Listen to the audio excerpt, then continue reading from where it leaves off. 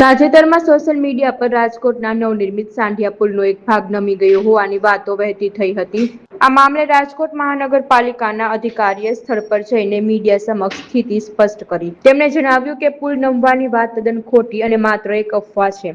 Airport તરફથી આવતા પાણીના નિકાલ માટે પુલની નીચે એક નાળું બનાવવામાં આવ્યું છે। આ સ્લેબનો ભાગ સપાટ હોવાથી ઉપરથી જોતા તે સામાન્યથી અલગ દેખાય છે, પરંતુ પુલનું માળખું સંપૂર્ણ મજબૂત છે।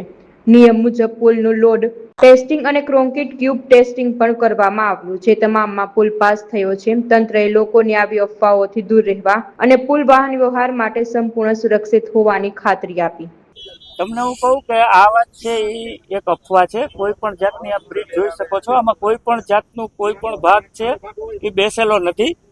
જે આપ ઊભા છો ત્યાં આપણે જે એરપોર્ટ સાઈડ થી પાણી આવે છે ત્યાં અમે નીચે આખું નાલું કર્યું હતું। જૂનો પુલ હતો ત્યારે તેમાંથી પાઇપ જતા હતા, એટલે પાણીના વેણ માટે નાલું કરેલું છે। એ નાલાનું માથે સ્લેબ જે ભરેલો હોય એટલો પોર્શન ફ્લેટ છે, આપ જોઈ શકો છો।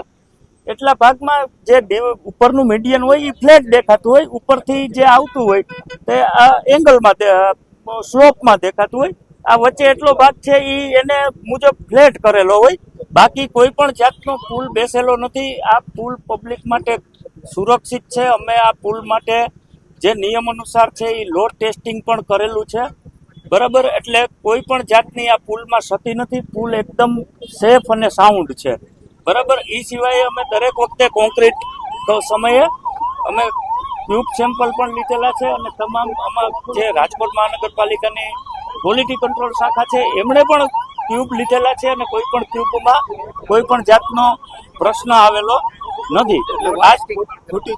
આ વાતને માત્ર અફવા કહી શકાય। હું આપના માધ્યમથી પબ્લિકને વિનંતી કરું છું કે આ અફવાઓથી દૂર રહે, અને આ પુલમાં કોઈ પણ જાતની તકલીફ નથી એવું હું તમને તમામ ન્યૂઝ ચેનલને હું ખાતરી આપું છું। લોડ ટેસ્ટિંગ પણ કરાવી દીધવામાં આવેલું છે। અગાઉ પણ એના ફોટોગ્રાફ્સ પણ આપણે મીડિયામાં પ્રસારિત થયેલા છે, અને લોડ ટેસ્ટમાં પણ કોઈ પણ જાતનું તકલીફ હોય એવું આવેલું નથી।